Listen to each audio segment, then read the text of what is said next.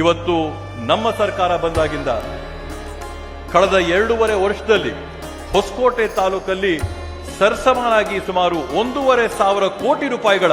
ಅಭಿವೃದ್ಧಿ ಕಾಮಗಾರಿ ಸನ್ಮಾನ್ಯ ಸಿದ್ದರಾಮಣ್ಣವರ ಡಿ ಕೆ ಶಿವಕುಮಾರಣ್ಣವರ ಕಾಂಗ್ರೆಸ್ ಸರ್ಕಾರ ಮಾಡಿದೆ ಅಂತೇಳಿ ಅತ್ಯಂತ ಹೆಮ್ಮೆಯಿಂದ ಈ ಒಂದು ಸಂದರ್ಭದಲ್ಲಿ ಹೇಳ್ಕೊಳ್ತಾ 5 ಭಾಗ್ಯಗಳ ಜೊತೆ ದಾಸೋಹ ಒಂದು ಕಡೆ ಇದ್ರೆ ಅಭಿವೃದ್ಧಿ ಒಂದು ಕಡೆ ಆಗ್ತಾ ಇದೆ. ಪಾಲಿಟೆಕ್ನಿಕ್ ಕಾಲೇಜ್ ಆಗಿರ್ಬೋದು, ವಸತಿ ಶಾಲೆಗಳಾಗಿರ್ಬೋದು, APMC ಯಾರ್ಡ್ ಆಗಿರ್ಬೋದು, ಏತ ನೀರಾವರಿ ಯೋಜನೆಗಳಾಗಿರ್ಬೋದು, ಈ ರೀತಿಯಾಗಿ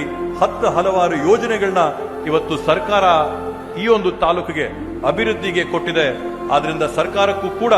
ಈ ಒಂದು ಸಂದರ್ಭದಲ್ಲಿ ಅನಂತ ಧನ್ಯವಾದಗಳನ್ನ ಸಲ್ಲಿಸ್ತಾ, ಏನು ನಮ್ಮ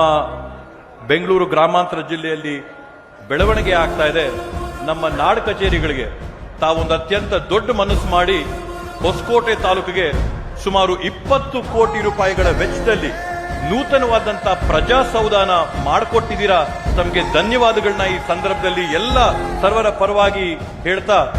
ನಮ್ಮ ಹೋಬಳಿ ಮಟ್ಟದಲ್ಲಿರ್ತಕ್ಕಂಥ ನಾಡ ಕಚೇರಿಗಳನ್ನು ಕೂಡ ಅಷ್ಟೇ ಸುಸರ್ಜಿತವಾದಂತಹ ಕಚೇರಿಗಳಾಗಿ ಮಾಡಿಕೊಟ್ರೆ ಸಾರ್ವಜನಿಕರಿಗೆ ಅವ್ರ ಸವಲತ್ತುಗಳನ್ನ ತಲುಪಿಸಕ್ಕೆ